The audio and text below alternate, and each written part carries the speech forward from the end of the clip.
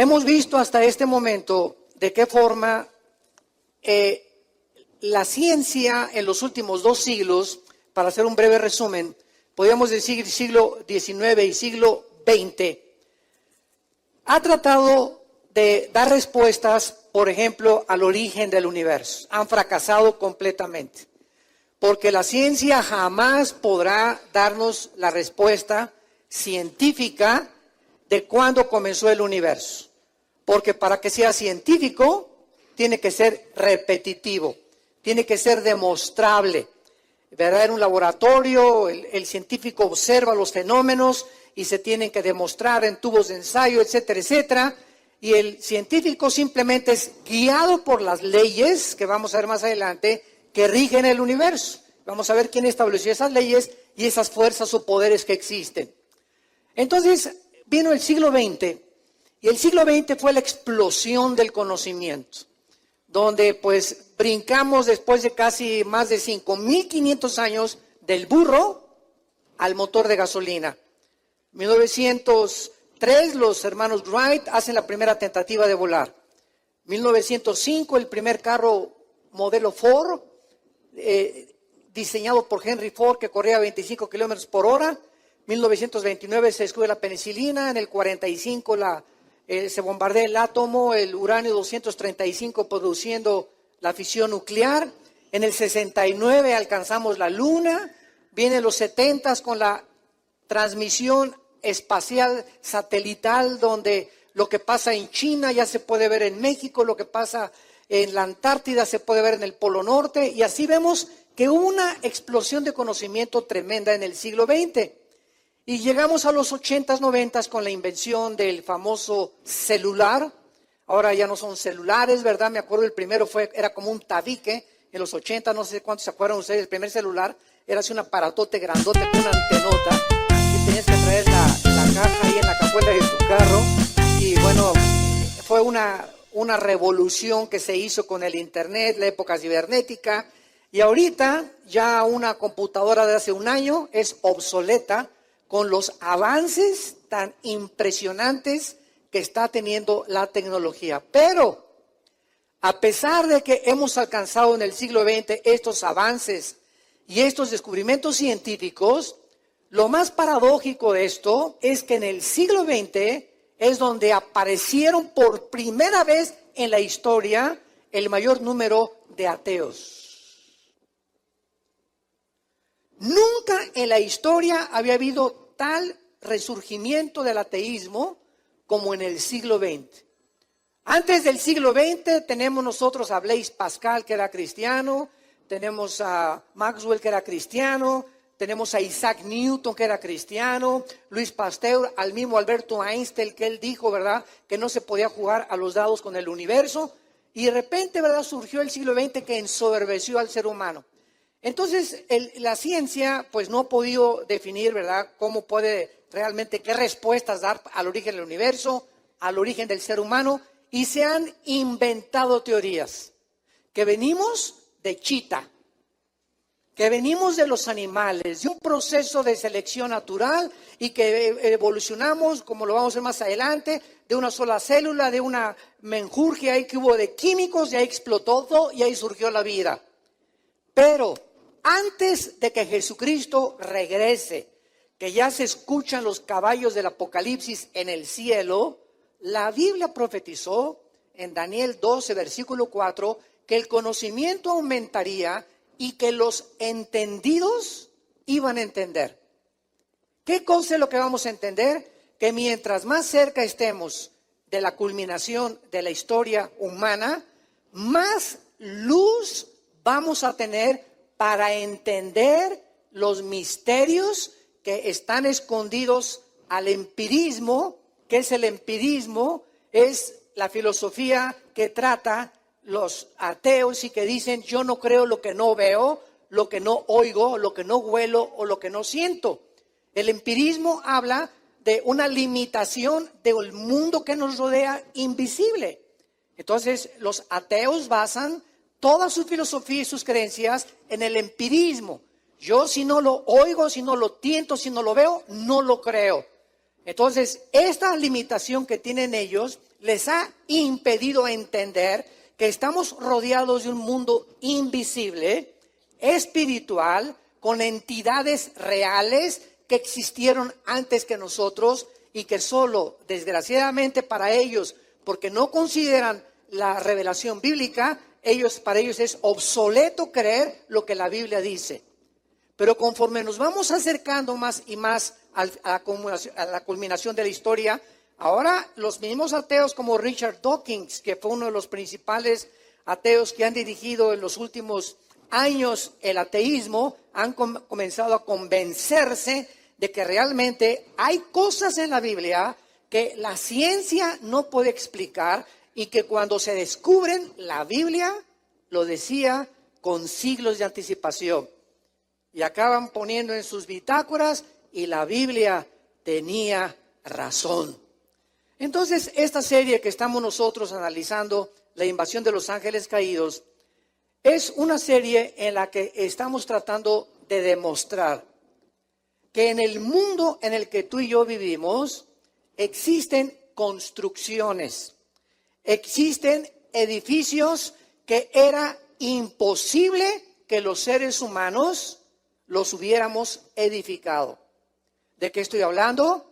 Las pirámides de Egipto, las construcciones en Stonehenge en Inglaterra, las ruinas de Machu Picchu en el Perú, en Bolivia, en Jordania, Arabia Saudita, Etiopía, Marruecos. Hay megalíticos erigidos de hace más de 5,000 años.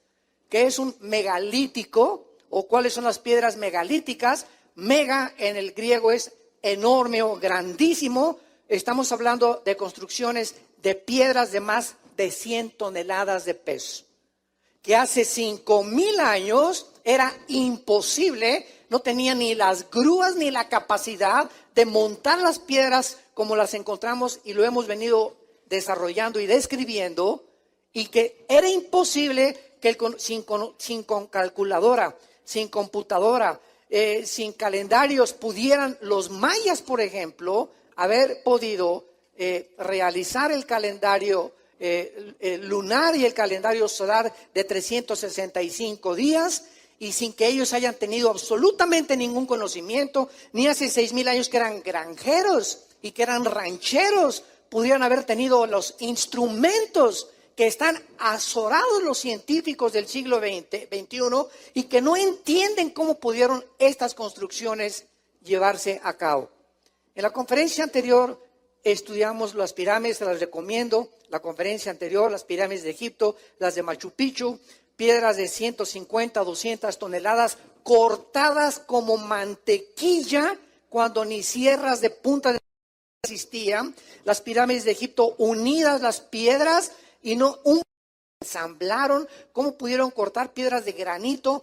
¿Quién les reveló hace 6,000, 5,000, 6,000 años el sistema de impermeabilización que tienen las pirámides de Egipto?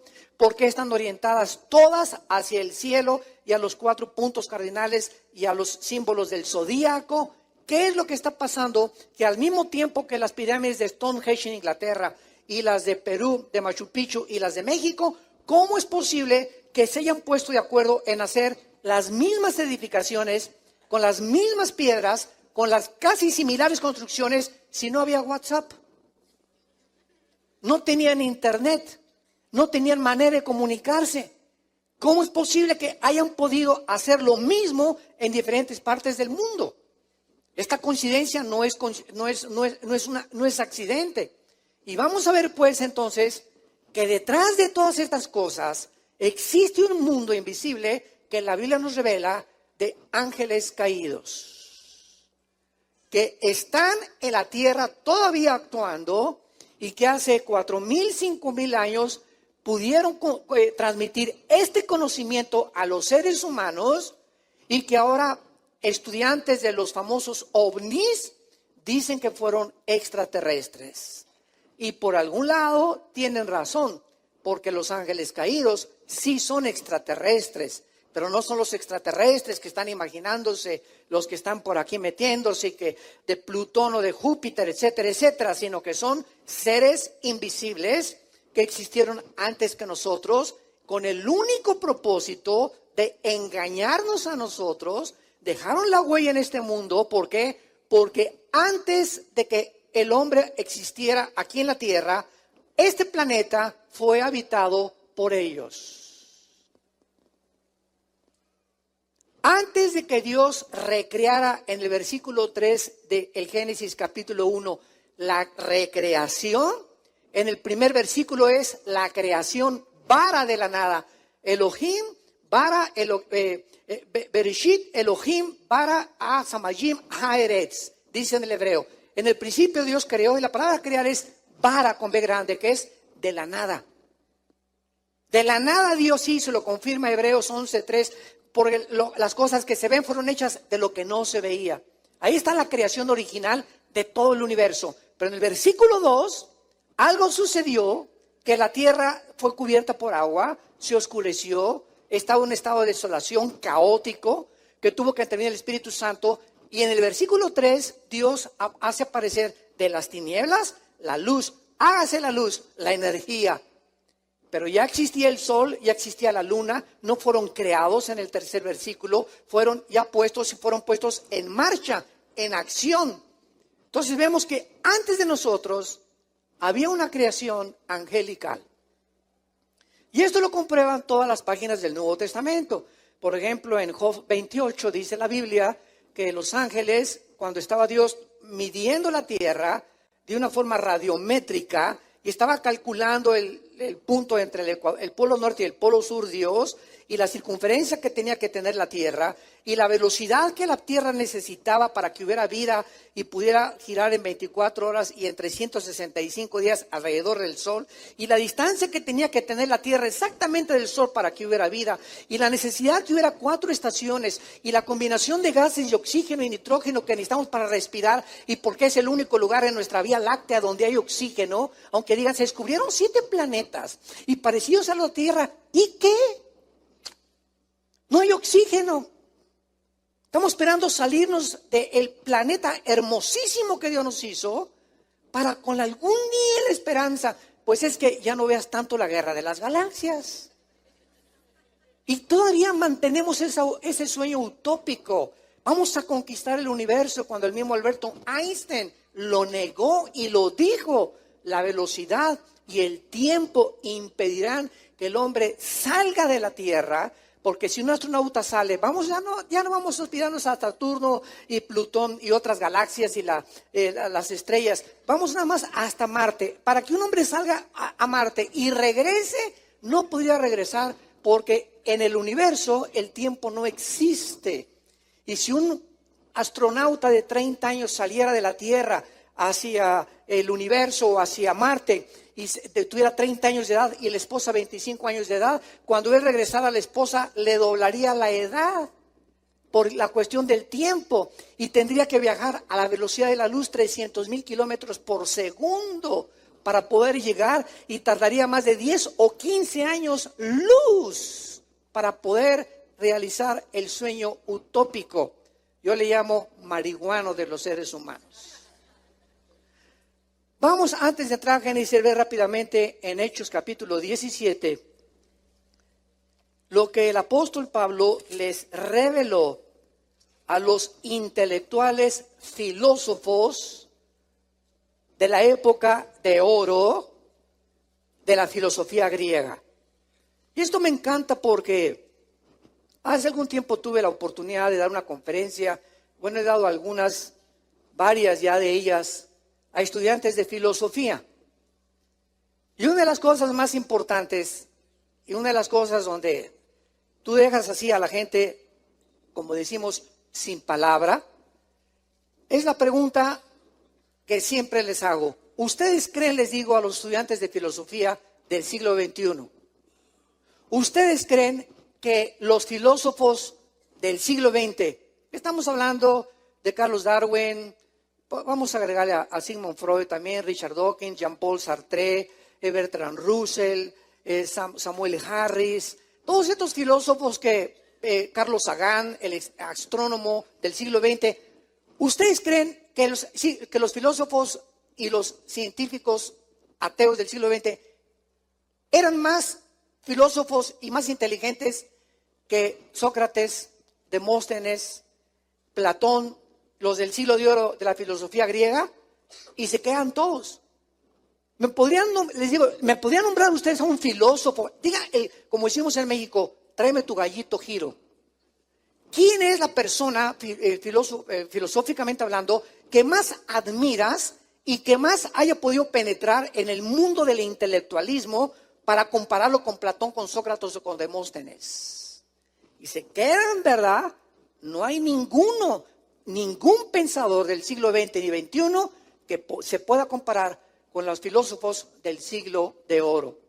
Y entonces la otra pregunta es la siguiente: si no hay entonces una comparación, la filosofía no ha evolucionado.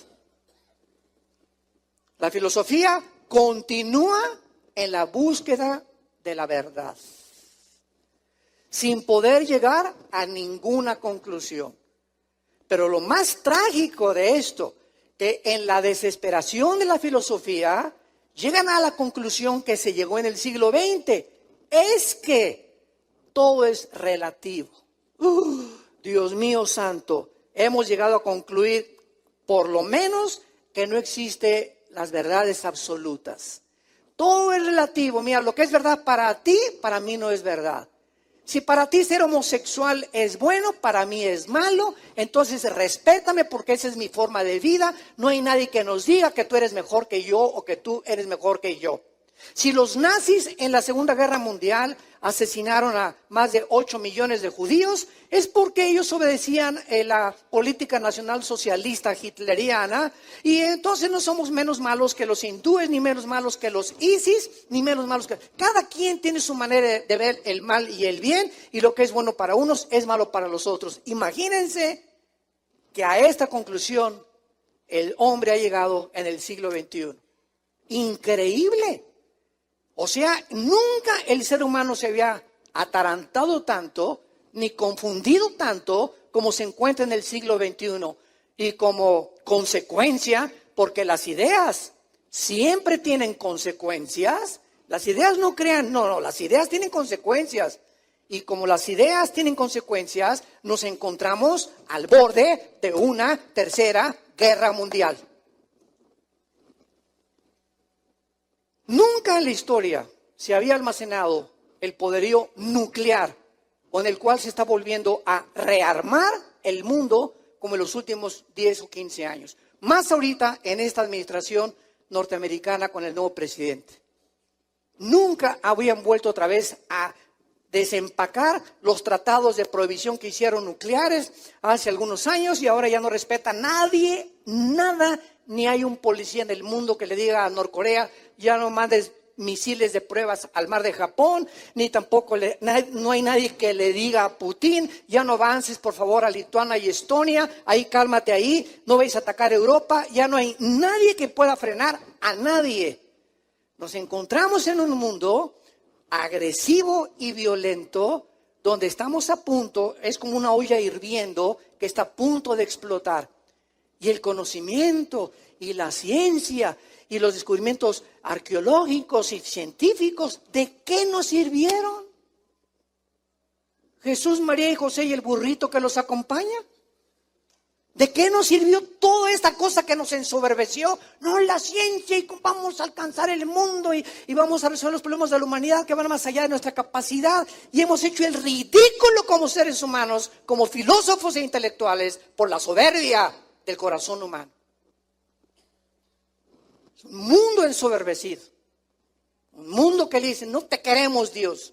Somos lo suficiente, somos mejores que tú. Es más, ¿sabes una cosa? Te voy a comenzar a cuestionar. Bájate donde estás, Diosito, y siéntate aquí. A ver, tú siéntate y yo te voy a juzgar ahora. ¿Por qué permitiste esto? ¿Y por qué permitiste el mal? Ah, sí, dice Dios. Ahora tú me vas a juzgar. ¿Eres más sabio que yo? ¿Crees que porque lo que no entiendes te da el lugar para poder concluir de que yo no existo, simplemente porque no entiendes mi creación? Fue lo que lo contestó Dios a Job en capítulo 38, 39, 40, 41 y 42 de su libro. ¿Crees que porque no entiendes mi creación o lo que yo no hago, me vas a decir que tú eres mejor que yo? O sea, tú, si hubieras sido Dios, hubieras hecho un universo mejor. Ja, ja, ja, ja. Gusano de renacuajo de aguapuerca. Es la soberbia. Ese es el ateísmo. Denunciando y desafiando, pues que yo soy ateo porque no entiendo esto. ¿Y por qué creaste el mal? ¿Y por qué creaste? ¿Sabes qué? Y como dijo Dios en tu filito, ni lo vas a entender. Y por eso Dios nos da la fe. La fe no es ciega, nos da evidencias. Y la más grande evidencia es la muerte de su Hijo en una cruz y su resurrección de los muertos. Ya más no nos puede bastar de que Él vive.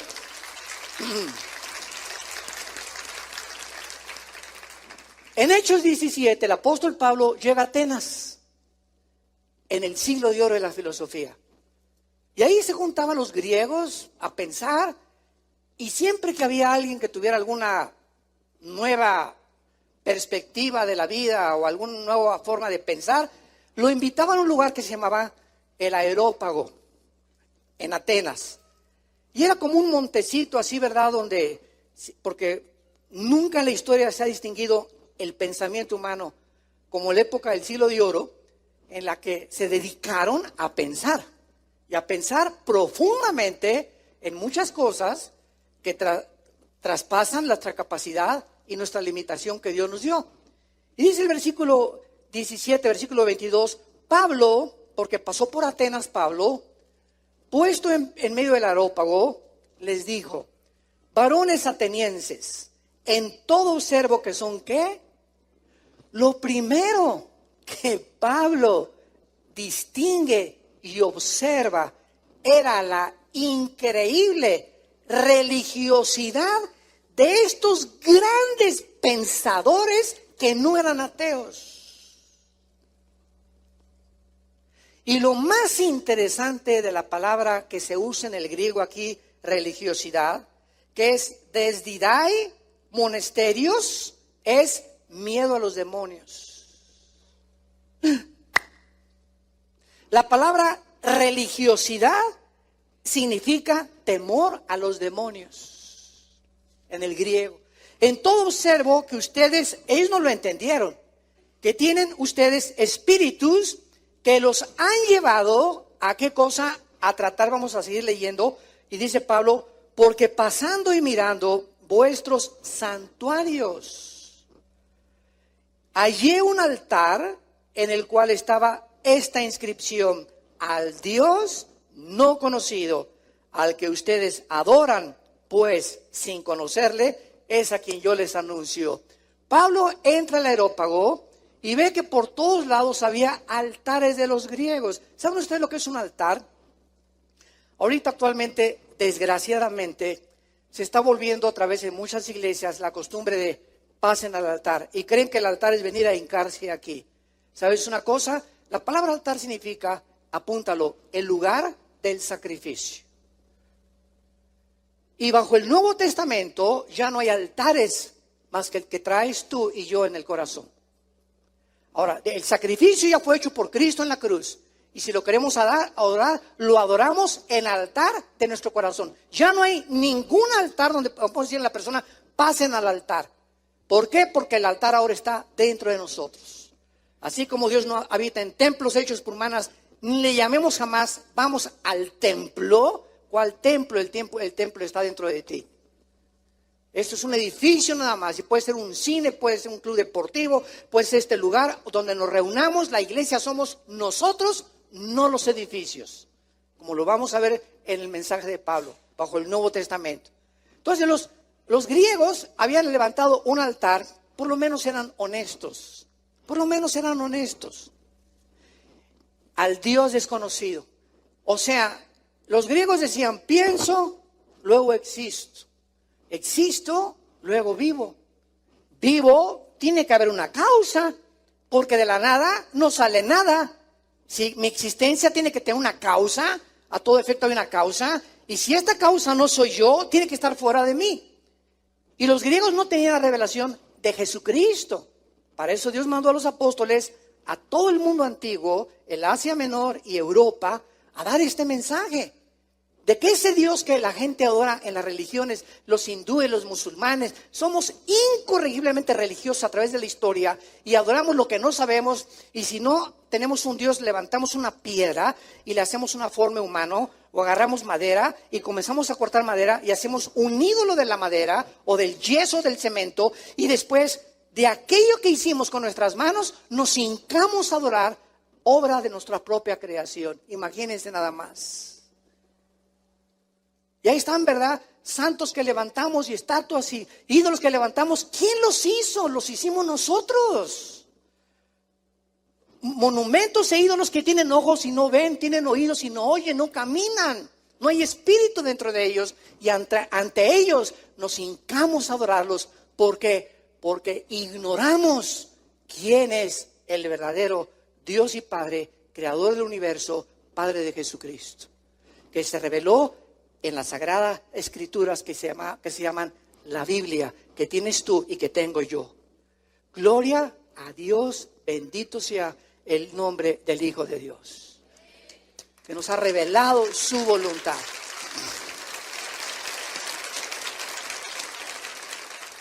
Y el mundo sigue igual, adoran lo que no saben. Ay, hermano, ¿qué pasó, doña Chole? Pues yo no soy ateo, yo creo en Dios. ¿De veras, doña Chole? ¿En cuál Dios? ¿Cómo que en cuál Dios? ¿En cuál? ¿Los hindúes tienen 6 millones de dioses? El hecho que tú me digas creo en Dios no dice nada. ¿En cuál? Puede ser el Dios que tú te fabricaste, al que tú sigues tus reglas. No, mi Dios me perdona. Y con mi Dios yo puedo fornicar y me puedo emborrachar. Y si voy el domingo y cumplo, durante semana me persino o doy mi dinero y ese Dios me perdona. Ese es el Dios que tú te fabricaste. Es el Dios que tú has inventado a tu propia conveniencia porque no te quieres someter al Dios vivo y verdadero. Esa es la gran contradicción que existe cuando una persona dice creo en Dios. Yo le contesto, el diablo no es ateo. ¿Sabían ustedes eso, verdad? El diablo cree en Dios, pero no lo obedece. Entonces no basta decir creo en Dios. Pablo continúa diciendo, es a quien yo les anuncio. Y vean el versículo 24, que es el punto que queremos aclarar del universo. Y dice así, Pablo, el Dios que hizo el mundo y todas las cosas que en él hay, siendo Señor del cielo y de la tierra, no habita en templos hechos por manos humanas, por el amor de Dios. Ni es honrado por manos de hombres como si necesitase de algo. Ay, Diosito, te traigo este pancito de muerto, te traigo esta veladora, te traigo esto, te traigo aquello. Él no necesita eso de nosotros. Pero ¿por qué lo hacíamos muchos de nosotros? Porque no lo conocíamos. Porque no teníamos el conocimiento de la Biblia. Y millones de personas alrededor del mundo, tus familiares, primos, amigos en la escuela, políticos, deportistas, artistas, siguen haciendo lo mismo porque no hay quien les diga la verdad. Y para eso Dios nos ha enviado un mundo necesitado. El mundo nos necesita, somos la luz del mundo. Es el mensaje que tenemos que entregar. Él no habita en templos de manos humanas. No hay nada que le podamos traer a Dios y te ofrezco mi perrito, te ofrezco a mi hijo. Nada, Él nos ofreció a su Hijo por el amor de Dios en una cruz. ¿Quién podría superar el sacrificio de Jesús en la cruz? Nadie. Pero por nuestra ignorancia hacemos todas las cosas que hacemos. Y continúa Pablo diciendo en el versículo 25, ni es honrado por manos de hombres como si necesitara de algo, pues Él es quien da a todos vida y aliento y todas las cosas. Y de una sangre ha hecho todo el linaje de los hombres. Damas y caballeros, esto fue escrito hace 2000 años. Ya Pablo decía, antes que se descubriera la circulación de la sangre, médicos que nos acompañan, antes de que se descubriera la circulación de la sangre, ya Pablo decía, aunque tengas RH negativo o positivo o sangre universal, es sangre humana. Sácale la sangre a un chango y es diferente a la de nosotros. Y si tú crees que venimos de la evolución, cuando haya necesidad de hacer transfusión de sangre, dile al doctor que te traiga sangre de un chimpancé. La misma biología y el ADN, el ácido desoxirribonucleico, que está en cada una de nuestras células niega que podamos ser iguales. De una sangre nos ha hecho todos, dice Pablo. Y dice a continuación, para que habitemos ¿dónde? Para que habitemos en Marte. Vámonos de luna y miel a la luna. ¿Estás loco? Prefiero Cancún, la Riviera Maya, 1000 veces. Además, en la luna con la escafandra ni beso le das a tu novia. Para que Él hizo todo lo que hizo en este planeta, porque aquí nos colocó. Este es el jardín del Edén que Él puso originalmente, y todo lo demás que nos rodea es árido, sin oxígeno, sin las condiciones que el único planeta que tiene es el planeta Tierra.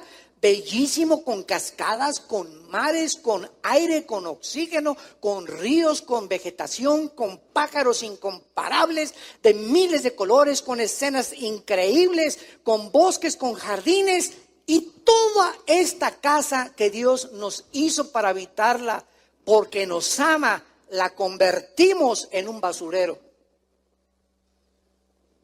Hemos echado a perder el agua, el aire, la comida, los alimentos, el mar, millones de litros de petróleo derramados, y cuando llegamos al siglo XXI ya no hay aire casi en ningún lugar del mundo que sea puro para respirar.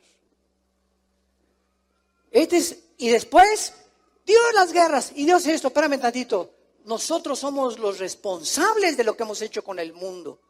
Los temblores, las pruebas atómicas que se han hecho, los terremotos, eso es obra de nosotros. Hemos sacudido el mundo, hemos infectado el mundo por el pecado, por la rebelión que tenemos con las leyes morales de Dios.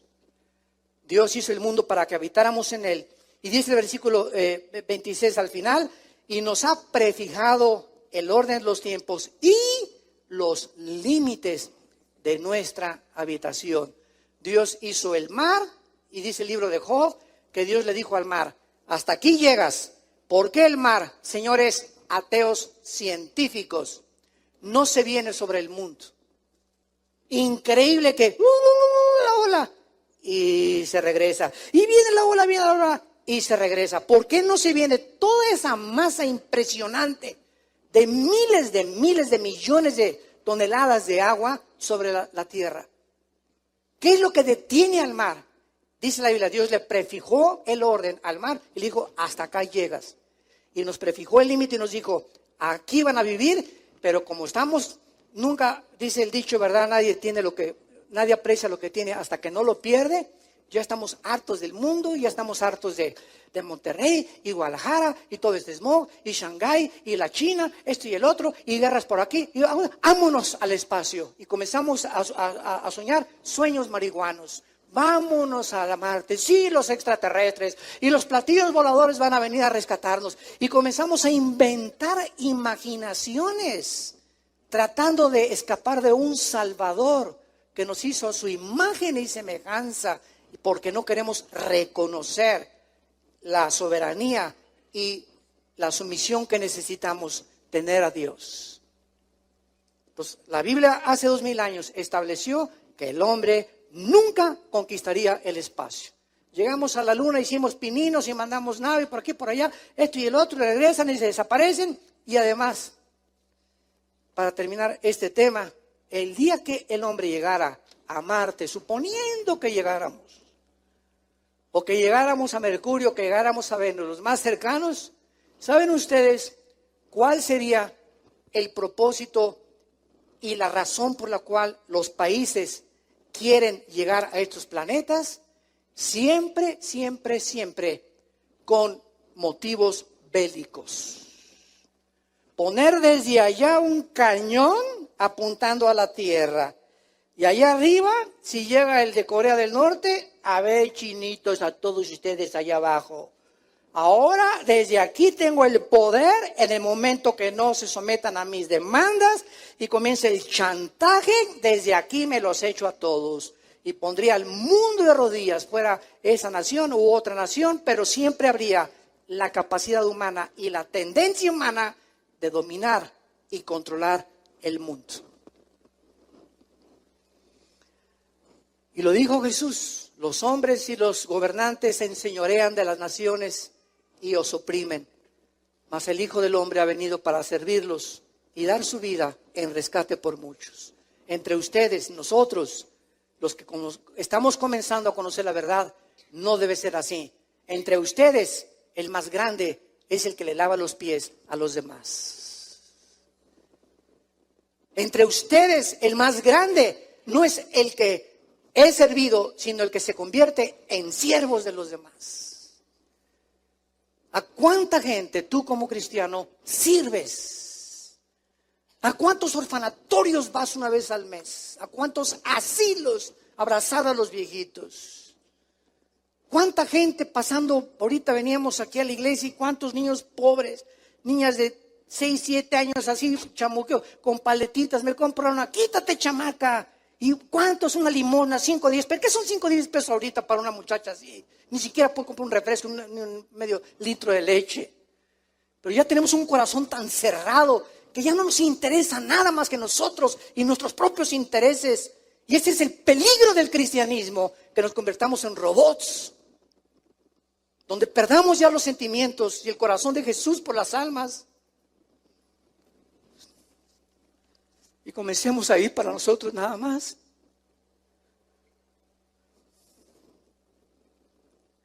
Ayúdanos, Señor. Oh, Dios, ten misericordia. Ten misericordia, Señor, de nosotros. Necesitamos despertar a la realidad de la vida cristiana. Muy bien. ¿Alguien trae un Kleenex por ahí que me podría regalar? Regresamos a Génesis 6. Gracias. En Génesis 6 vemos un pasaje que va a ser el tema, la plataforma teológica y bíblica de toda esta serie, la invasión de los ángeles caídos, porque en Génesis 6 vemos el primer intento satánico de pervertir la genética humana. Cuando en Génesis 3:15 se hizo la primer promesa de la venida del Mesías, y Dios dice, hablando, tu semilla le dice a Satanás. Y la palabra semilla en Génesis 3:15 es la palabra hebrea sera, con Z para que lo apuntes, que significa esperma. Esperma.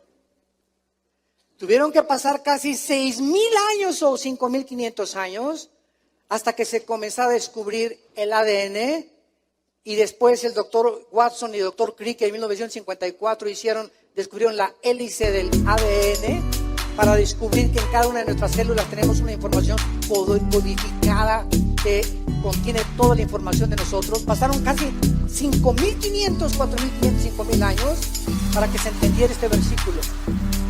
Satanás, tu esperma, tu semilla va a hacer tropezar al Mesías.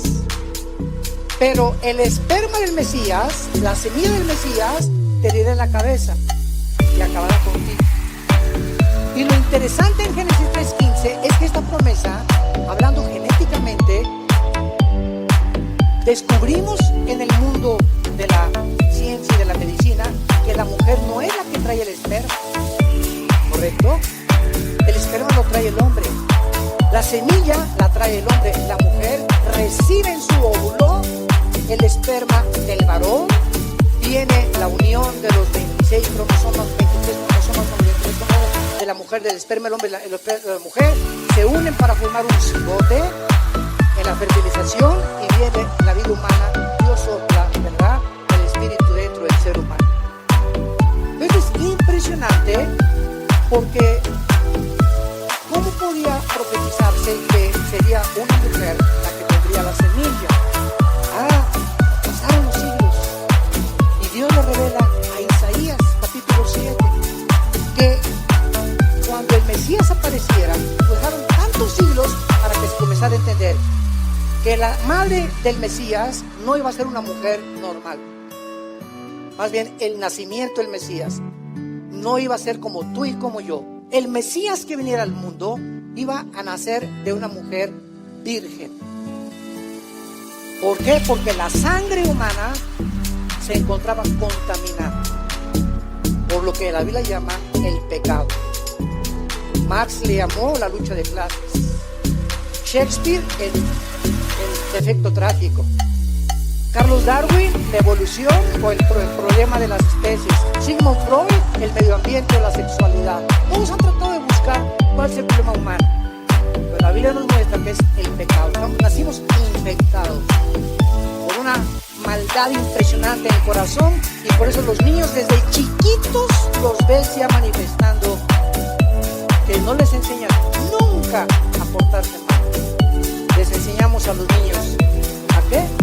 A portarse bien, porque el mal lo traen desde el nacimiento. ¿No es cierto? A ningún niño le enseñas a portarse mal. Mira, escupe tu espagueti, escúpele los complejos a tu abuela cuando venga a sentarse aquí, le haces así. ¿Verdad que nadie le enseña eso a sus niños? Ni el peor de los hombres solito, y a los 2 años son los peores dictadores de una casa. Y tienen una voluntad que demanda que se les obedezca, y si no, como reguiletes en verlo, hasta que se les dé el capricho. Y entramos los padres a tratar de comenzar a despegar esa tendencia con la cual nacen nuestros hijos y todos nosotros también, para que entendamos que no podemos vivir en rebelión toda nuestra vida contra la autoridad. Tú no puedes crecer creyendo que siempre va a ser tu voluntad. Te tienes que someter cuando nazcas a tus papás, vas a la escuela, te vas a someter a tus maestros, cuando seas ciudadano vas a obedecer a la policía, vas a obedecer los semáforos. Siempre habrá autoridad a quien someternos, porque no somos autónomos ni somos seres que podemos hacer lo que nos da la gana. Somos libres, pero no convirtamos la libertad en libertinaje, que es una grande diferencia. Hay leyes que tenemos que someternos si queremos que nos vaya bien en la vida. Entonces aquí en Génesis 6 hubo un ataque, que ya lo mencioné y lo vamos a estudiar más adelante también con más profundidad, de ángeles que abandonaron su morada caídos.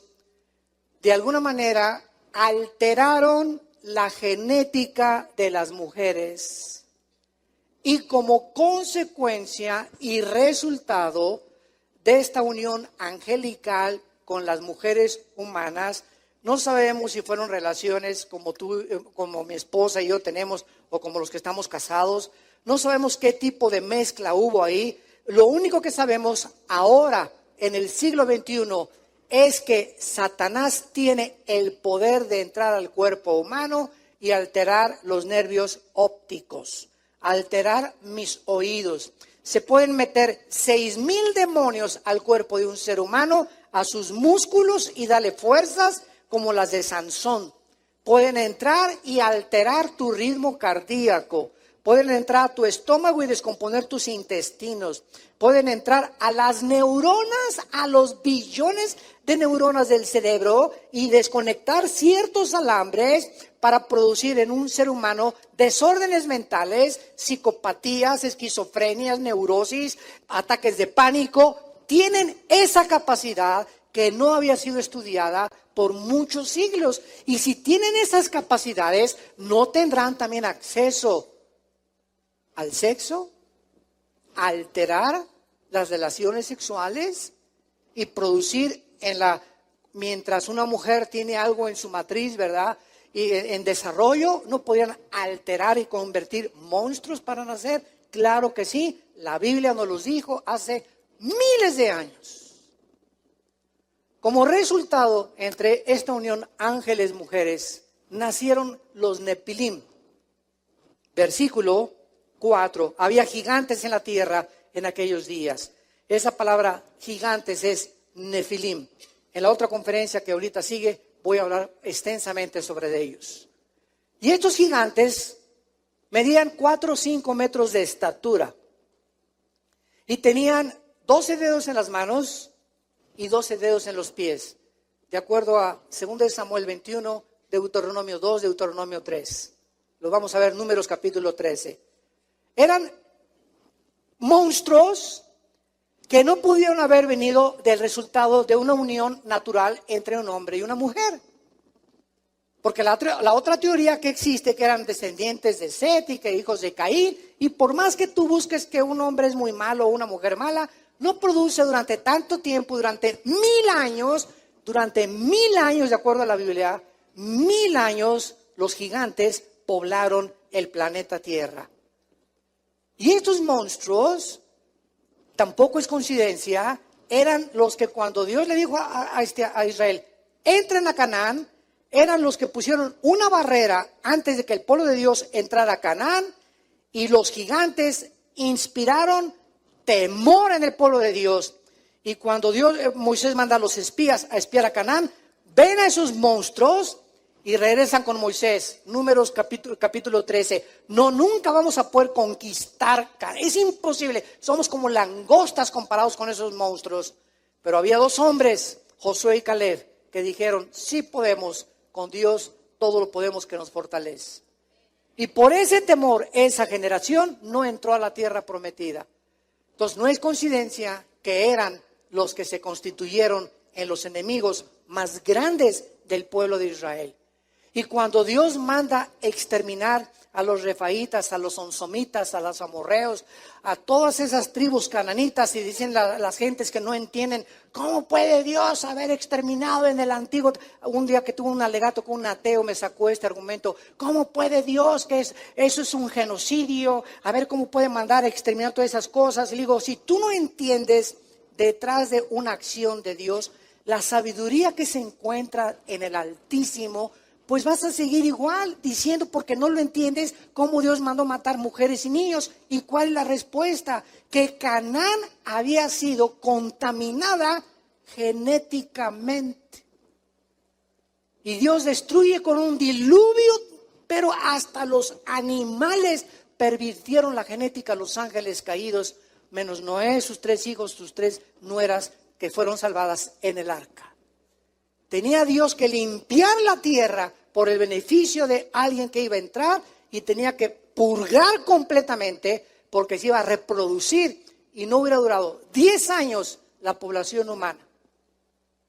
Es como cuando tú tienes exactamente una naranja podrida en una canasta. ¿Cómo puedes sacar esa naranja? Espérame tantito. Sácala y voltéala. Mira, se está pudriendo. Y si la dejamos ahí, va a acabar pudriendo a todo el canasto de naranjas. Para que las otras naranjas puedan sobrevivir, hay que sacarla podrida. Es el mismo principio espiritual en las acciones de Dios. Dios tiene muchas veces que llevarse a muchos seres humanos, y Él es el creador. ¿Quién le dice a Dios que Él es asesino si Él es el que le dio la vida? Nosotros no podemos quitar la vida, pero Dios sí, porque tú y yo no la dimos. Él sí la dio. Él sí tiene el derecho de decirle a cualquier persona, te vas a casa o te saco de ese planeta. Nadie puede acusar a Dios de genocida. Él tiene el derecho sobre su creación. Entonces, todos estos conceptos son muy importantes para todos nosotros como cristianos, para que entendamos lo que se encuentra detrás de un mandamiento de Dios, su sabiduría. Y para entenderlo necesitamos al Espíritu Santo. Nada más. Sin el Espíritu Santo te vas a quedar como Don Teofilito y su esposa. Y para terminar, vemos nosotros que de todos los monumentos que en la clase anterior pudimos examinar, como Egipto, Machu Picchu, etcétera, etcétera, es increíble, y yo mismo no estaba, no conocía que en Israel también existe algo sobrenatural. Escuchen ustedes, una de las más grandes maravillas, pero poco conocidas en el mundo antiguo, es un monumento parecido al de Stonehenge en Inglaterra. Este monumento, ¿se acuerdan? En Stonehenge es como un círculo de piedras, con piedras casi de 100 toneladas arriba, que nadie entiende, ¿verdad?, por qué se hizo esta especie como de altar, como de un templo para celestial o para poder alcanzar algo o los dioses. Y se encuentra situado en las colinas del Golán en Israel. ¿Cuáles son las colinas del Golán? Muy bien. Si tú vamos, los que nos han acompañado a Israel, al llegar a Israel aterrizamos en Tel Aviv y siempre hay un viaje al mar de Galilea, al norte de Israel. En un mapa llegando a tu casa lo puedes ver. La parte norte de Israel, del mar de Galilea, y arriba está el monte Hermón y después las colinas del Golán, que son la frontera con Siria. Y que en 1967, cuando ganaron la guerra de los 6 días, el general Moshe Dayan se apropió de las colinas del Golán y ahorita los palestinos están tratando por todos los medios de que devuelvan esas colinas. Escuchen, si Israel devuelve esas colinas, quedaría desprotegido porque es la única protección militar bélica que tienen con frontera con Siria. Y si Siria ocupa las colinas del Golán, olvídense ustedes, Israel desaparecería. Bueno, ahí en las colinas del Golán, al norte de Israel, hay un círculo de anillos de piedras concéntricas de casi 170 metros de diámetro, con más de 40,000 piedras, haciendo un total de casi 37,000 toneladas métricas. Algunas de estas piedras que forman los anillos tienen un peso de más de 50 toneladas, lo cual es un equivalente a casi 20 carros con una altura de 5 metros. Comiencen a considerar lo que estoy comenzando a describirles. Este monumento se encuentra a 16 kilómetros al oriente del mar de Galilea y en medio de una enorme planicie con una antigüedad de más de 4,500 años. No se puede apreciar este monumento si tú vas a Israel. ¿Dónde está? Se le llaman el Gilgal Refaim, que en hebreo significa el círculo de los gigantes. Nosotros hemos ido a Israel, mi hermano, me acuerdo cuando nos fuimos con más de 300 personas de varias iglesias de Vida Nueva, y verdad, pues ¿dónde está ese monumento? Es que ese monumento está en una planicie y no se puede ver más que desde un avión. Tendrías que rentar un helicóptero o una avioneta en Israel para desde el cielo poder ver ese monumento que se encuentra de círculo de anillos de piedras concéntricas con 170 metros de ancho, con más de 40,000 piedras, haciendo un total de 37,500 toneladas métricas. Y no se puede apreciar desde el nivel de la tierra y no hay colinas tampoco para poder apreciarlo, solo desde arriba, desde un avión. Se ha sugerido que estos monumentos fueron construidos como observatorios astronómicos y como un calendario estelar. ¿Por qué, preguntamos ahora, miles de siglos, cientos de siglos después, estas antiguas civilizaciones, si les podríamos llamar así, estaban interesadas en construir estructuras conectadas con la observación de los cuerpos celestiales? Mayas, Machu Picchu, las pirámides de Egipto, estos círculos en Israel, las de Stonehenge, todo esto que fue descubierto en el mundo y en lo cual la ciencia no tiene respuestas. ¿Quién va a poner esas piedras? Buscaron en Israel. ¿Dónde encontraron esas piedras? Uchipa la Nucha. En Machu Picchu están en una, imagínense nada más subir piedras de 100 toneladas a una colina. ¿A quién se le va a ocurrir eso? En cañadas, en precipicios, en lugares desérticos como las pirámides de Egipto. ¿De dónde trajeron esas piedras? Y han buscado por todos lados de dónde las trajeron. Y son el sello de la civilización que existió antes que nosotros. Y siempre están apuntando todos como observatorios conectados con la observación de los cuerpos celestiales, al igual que las pirámides en Chichén Itzá, en el Yucatán de los mayas. Todas estas civilizaciones, santos de Dios, no poseían herramientas, martillos, sierras, cintas métricas, taladros, grúas para haber podido llevar a cabo tales sorprendentes construcciones dignas de los más capacitados ingenieros y arquitectos del siglo XXI. Además, los sitios que escogieron, como acabo de mencionar, desafían cualquier lógica elemental. Desiertos, cañadas, montes increíblemente altos, islas. En la conferencia anterior mencioné las islas donde se encuentran estos monumentos. ¿Podría ser que gigantes estuvieran involucrados en estas construcciones? ¿O existió un mundo preadámico? ¿Existen evidencias bíblicas para ello?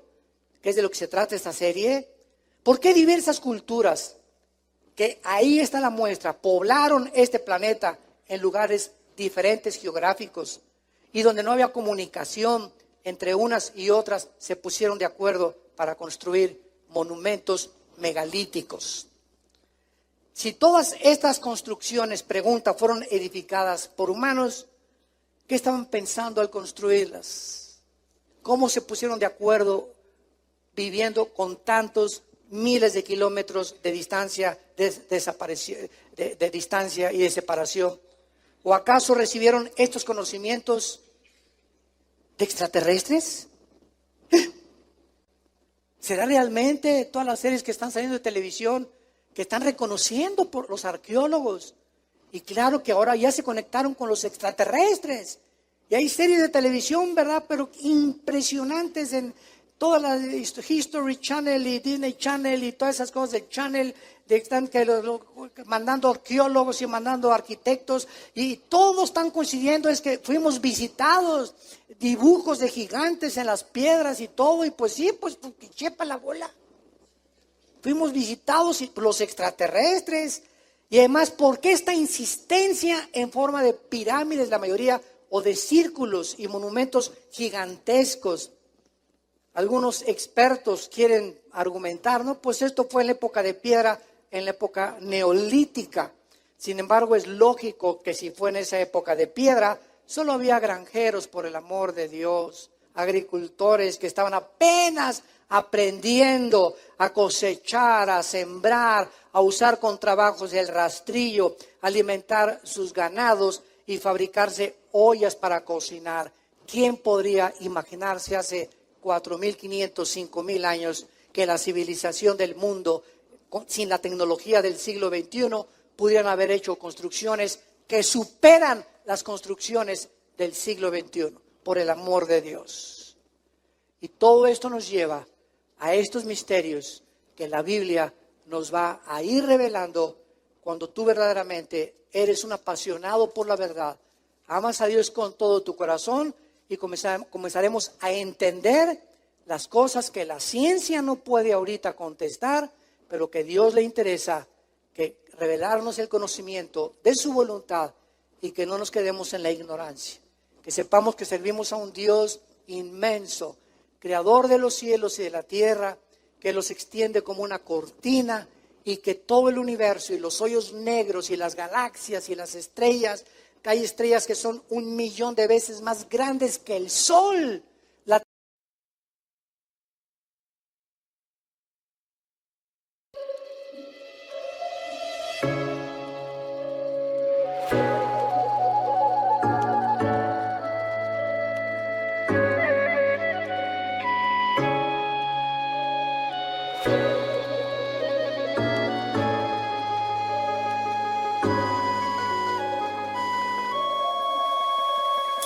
Hãy cho ta mong cầu để ngày sau ta gặp nhau, trao cho ta miếng trầu, trao hết tình duyên này. Lang thang không bên đời, một ngày mưa rông vội rơi. Ta như con thuyền đang trôi vơi, buông lơi một chút nữa vời, rồi sương rơi nơi làn đời. Trong đêm nay mờ mây khói, chìm vào một giấc chiêm bao, mệt không say bằng câu đưa tình, gạt từng giọt nước mắt hối hẹn. Hoài chờ người đứng bên hiên ngang, thương em mây hồn ta ngát, tan mê man vào chốn này.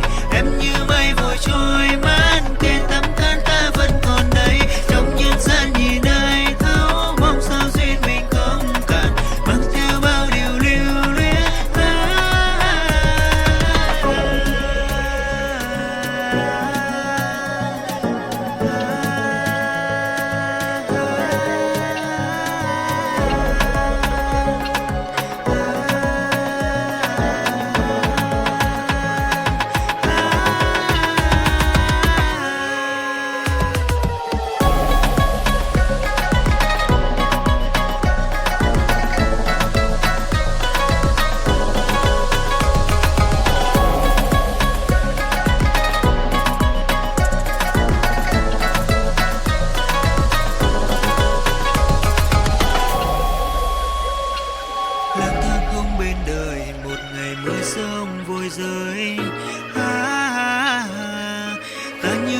thuyền đang chơi vơi, buông lơi một chút nữa vời, giọt sương rơi nơi làn đời. Trong đêm nay mờ mây khói, chìm vào một sắc chiêm bao, mệt không say bằng câu đưa tình, từng giọt nước mắt hối ven, phải chờ người đứng bên hiên áo. Hương em bay hồn tan ngát, tan mê man vào chốn này, em như mây vội trôi mất, thế tấm thân ta vẫn còn đây. Trong nhân gian nhìn ai thấu, mong số duyên mình không cần, mang theo bao điều lưu luyến.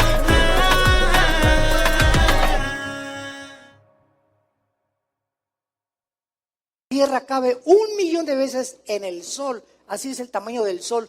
La tierra cabría 1.000.000 de tierras dentro del sol, para que tengas idea el tamaño del sol, del astro que puso Dios solamente para beneficiarnos a nosotros, pequeñas pulgas de sartén,